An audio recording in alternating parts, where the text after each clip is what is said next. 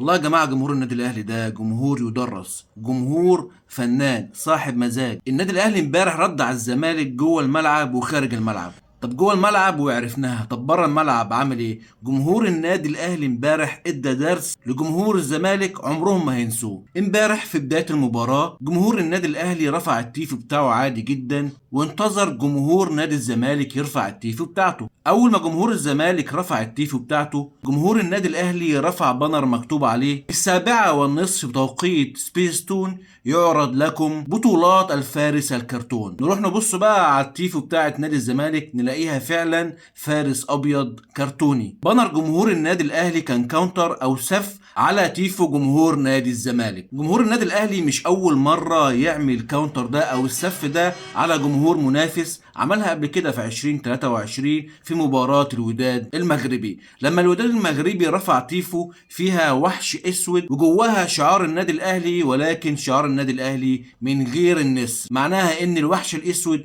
اكل نسر الاهلي. ولكن النادي الاهلي طلع بالتيفو بتاعته مكتوب عليها: عندما يوسوس لك الشيطان يعطيك المكافأة جحيم. وفعلا النادي الاهلي قلبها على الوداد جحيم وفوزنا بالبطولة.